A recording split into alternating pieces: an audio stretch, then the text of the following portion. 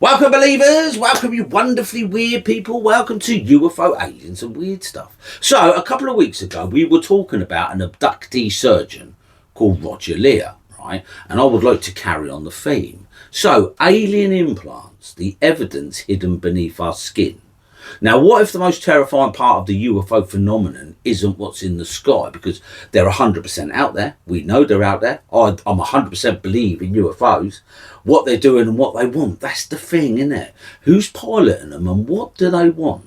Right, because across decades of alleged alien encounters, one detail keeps resurfacing. Not lights, not spaceships, not UFOs, not UAPs, implants, right?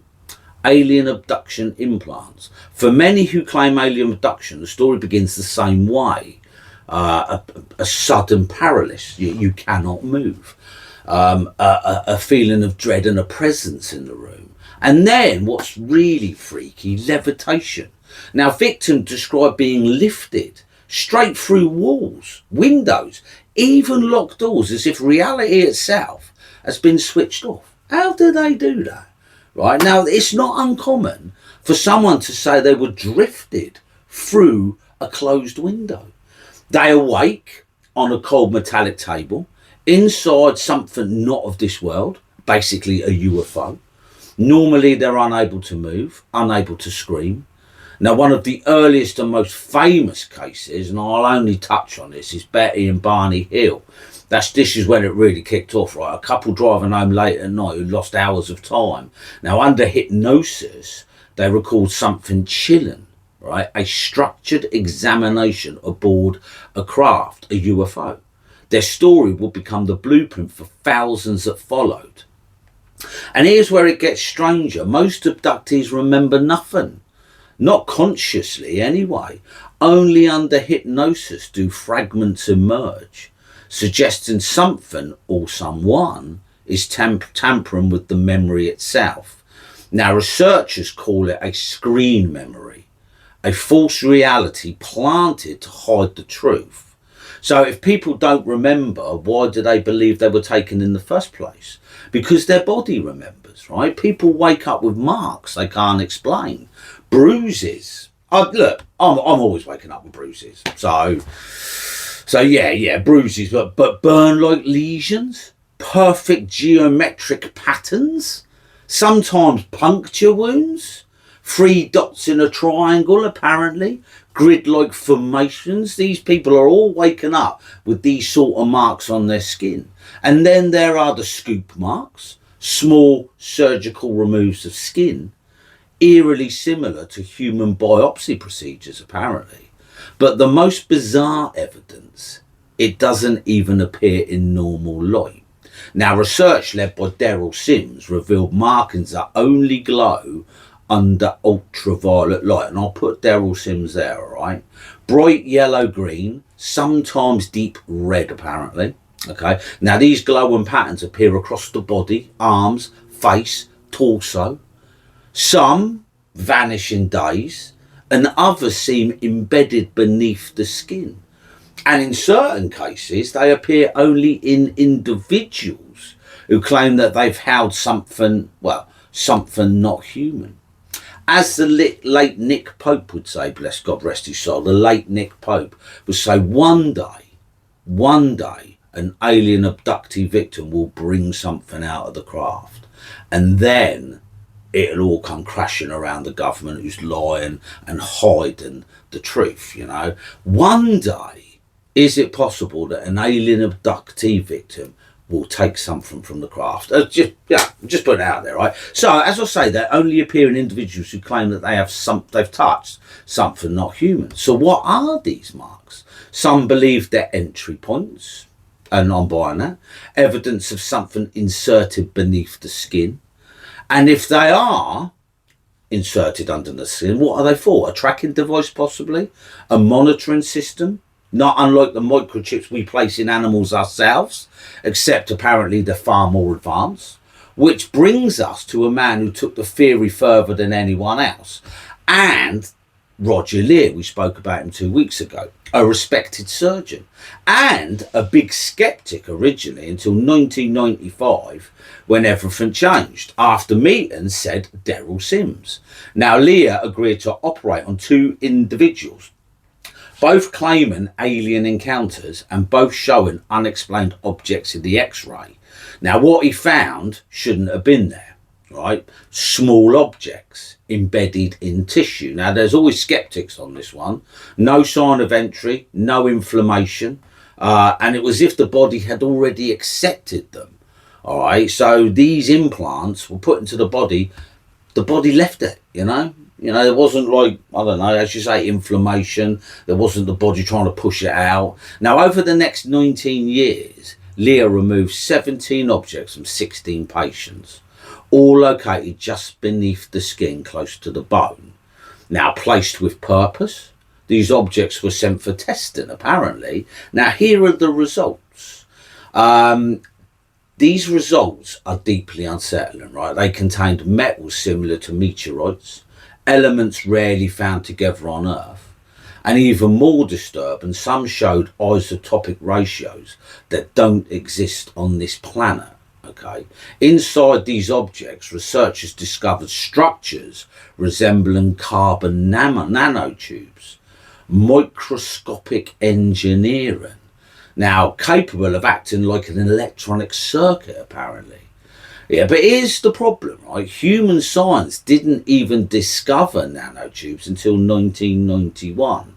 So how were they already inside people? And then, if you can believe it, things get even stranger. During surgery, some implants appeared to move, as if avoiding removal. One object, when broken, reassembled itself, apparently. Now let that sink in, right? One object, when broken, apparently reassembled itself. Before removal, Leah detected something else as well. The implants emitted radio frequencies, 8 hertz, 14 megahertz and 19 gigahertz. Now look, there are always skeptics, and I suggest you go online and suss out Roger Leah for yourself. Now, the trouble with the UFO stuff, we call it, like, you're always going to get someone who blatantly will play with evidence to make it look like the bloke's either a liar or a nutter. So it's very hard to believe, isn't it? But I'm going to put myself out there and say I believe Roger Lear and not the skeptics, right? Now, as I say, right, these implants emitted radio frequencies, signals that stopped once removed, apparently, almost as if the device had been powered by the human body itself. As I say, skeptics argue that they are just debris, glass, metal, fragments picked up accidentally. And in one case, apparently that was true, but the rest, they don't behave like anything known, right? There's no scars, no immune response, no clear origin, right? So what are they? What are these implants? Tracking devices, communication tools, biological monitors possibly. Now, if abductors are taken repeatedly over the years, and apparently they are, could these implants be how they're found? Or are they something else entirely? Because despite decades of research, there is no definitive answer. Only fragments and clues, because that is the UFO subject. And if the government generally did have proper bona fide information, they wouldn't tell you, man. They just simply wouldn't tell you. Now, a growing number of people who believe something has already happened to them, even if they can't remember it. So if these implants are real, then they're not random, are they? Of course they're not, right? They serve a purpose. And I believe they're a tracking device. I genuinely do. And according to some abductees, that purpose is far more disturbing than simple tracking. Right, now this is where we go on to the hybrid thing. One of the most unsettling accounts comes from a woman named Terry Matthews. And forgive me if I've told this story before, I might have done. But the beauty about my YouTube channel is not a lot of people watch it anyway. So if I do repeat myself, it doesn't matter. All I really want to do is talk about UFOs. That's it. That's my main goal in life, is to talk about UFOs. Massive fanatic fan I am. Verging on being obsessive. It's according to the wife, you know what I mean? But, hey, her story doesn't describe just abduction. It suggests a plan, and that's the thing, right? A long-term agenda spanning generations. Because I often say, right, what do these UFOs want? The fact that they're out there is, for me, there's no question about it. Who's driving them, though, and what's their agenda, right? Now, we go to Illinois. Terry is driving home as the sun sets. The sky glows an unnatural shade of red and green, right? And to her, the world feels a little off, right? Then, darkness. A violent storm appears out of nowhere. Rain is so heavy, she can't see the road. And then, something starts pulling her car. Now, it wasn't the wind, it was something else, right? And that is a common denominator on abduction stories, right? Their car seems to be shoved across the road, right? Then, moments later, it's over, right? The storm vanishes. Everything is quiet again. All right. So Terry drives home shaken, but a lot of them thinks nothing of it. But when she arrives home, her husband is panicked. Basically, she's been gone over 2 hours. So 2 hours has gone missing that she cannot remember. Right, so she, judging by the story, she should have been back in 10 minutes. She was back in 2 hours, so she went missing. Now, over the following years, the signs begin, right? Nightmares that feel real. Unexplained bruises keep occurring. And there are strange scars. And sightings of UFOs. Now, deep down, she begins to suspect the truth. But it isn't until she meets researcher David Jacobs. Now, and I will put him there, because David Jacobs is massive in the abduction scene, right? That everything changes. And he has got some weird theories. He reckons we are a hybrid and they're going to take us over, basically. Now, under hypnosis, remember, right, this David Jacobs also does it for nothing. All right? He does it for nothing. He don't charge. Right, he's genuinely interested in the subject. Now, as I say, under hypnosis, she goes back to that night. Now, back to that storm. Back to the missing time, basically. So she's covering the 2 hours. And this time, she remembers. All right, under hypnosis, she remembers. She remembers being abducted. All right, she sees a massive craft, a UFO, hovering silently above the road. 6 beings, apparently, approached the car. Grey skin, large heads, and black, emotionless eyes. Your typical grey by the sounds of it. Apparently, she tries to run, but can't scream. A beam of light engulfs her, a common thing, and the world disappears. Right, so far, it's your common everyday abduction, isn't it? Right, she wakes inside a strange room. It's cold and clinical. The beings are watching her as well. She's told to undress. She doesn't want to. I mean, would you want to? But apparently she just can't resist. Then they place her on a table. And what happens next changes everything. Now, like I say, put yourself in that scene. I mean, that is so chilling, right? It's the total lack of power. You've got no power. You can't control your environment. They tell her that she's pregnant. Then they remove the baby and replace it with something else. Now, this is common. They call this the hybrid thing, right? Women are being abducted, they're being impregnated, and then the aliens are taking the baby away. Now, as more memories surface, the horror deepens. She recalls seeing her own children taken on separate occasions. And they do say they keep it in the family, don't they? So she was screaming. She was powerless, like I said earlier. Now, research suggests that this isn't unusual. These encounters are often intergenerational. Now, some people say it's got to do with blood type or certain sort of DNA or something like that. Now, years later, under deeper regression, she sees something new. Right, apparently, so this is the second time she's gone down. She sees a woman, but not fully human. All right, she's got large eyes and an unnatural presence. Now, standing beside her, she's holding a baby.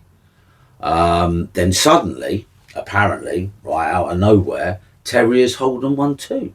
Right, so Terry's holding a baby, and so is this weird looking human person, a small infant. Now, at first glance, she said it was human, but something is wrong. Its body is thin, its skin slightly grey, its eyes too aware, apparently, right? Too intelligent. So this is a hybrid baby by the sounds of it, isn't it? Obviously far more intelligent than your average human. She is actually told that this is your child. She just doesn't believe it. She goes, not having none of that. But as she holds it, feeds it, something changes. A connection forms. So maybe it was her baby, eh? Maybe it was. Then the child is taken from her. You know, now this is not an unusual story. It's not. And then the grief is overwhelming. You know, I mean, you gotta put yourself in that scenario, because, you know, imagine holding your child, being a victim of this hybrid plan that they've got. God knows what it is. But stories like Terry's aren't unique. Researchers like David Jacob have spent decades studying similar cases, and I would suggest you look into it. Look into David Jacobs, and many point to the same conclusion. Like I said, a hibernization program. A hibernization program. The idea that these beings are creating a human alien hybrid race, one designed to blend in and to learn from us, to become basically us. But look, apparently, according to the Anuki theory, we are already hybrids. You know, we are already a hybrid species, already interfered by UFOs and aliens and the Anuki. So, now, apparently, abductions often begin in childhood, and they continue for decades and frequently stop when reproduction is no longer possible. And now, even more chilling than that, is entire families are affected, apparently. The parents first, of course, then the children. Generation after generation after generation are apparently abducted by these aliens. Now, some theories go even further, suggesting secret agreements between world leaders and non-human entities. And mate, I would buy that. I mean, good God, I mean, the governments we got at the moment, man, you can't believe a word they say. Even over the simplest thing, you can't believe a word they say. They lie to you, they deceive you.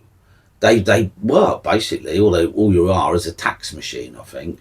Apparently, deals were made in exchange for technology and access to human beings, basically, to us. Now, if you look into it, I believe that goes back to the 50s, and it was an American president who apparently, if it was Eisenhower, I'm not really sure, apparently they made a deal with the Greys that we have some technology and they're allowed to nick us, basically.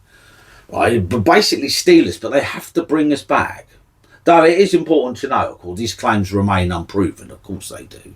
You know, we know nothing about nothing. Now, whether you believe these stories or not, one fact remains. Across the world, thousands of people from different countries, backgrounds and decades tell eerily similar stories of missing time, of procedures, of something taken. It's not just a one-off story and something returned, you know. So the question is no longer just, for me personally, are alien abductions real? Because I genuinely do think they are. But something more unsettling is, what's their plan? Why are they doing it? You know, like I always say, I believe in UFOs. They are definitely out there. You know, I have absolutely no doubt that we are being visited by beings from another planet or interdimensional. I don't really know where they come from. Who does? Right? But what are they up to? What are they up to? All right, well, that's the question, to leave you and ponder on. Well, this was UFO, aliens and weird stuff. I really appreciate you sticking around. I do. And subscribe to my YouTube channel if you can. That would be fantastic. And each week we will tell another alien abduction story, I think. Right now, I don't like telling alien abduction stories. They scare me. They do, to be fair, right? It's very much like cattle mutilation. It's the side of the UFOs thing that I don't like, you know, but it's out there, isn't it? All right, so, well, this was UFO aliens and weird stuff. Thanks for sticking around. I really appreciate it. And I will catch you on the next one. Thank you.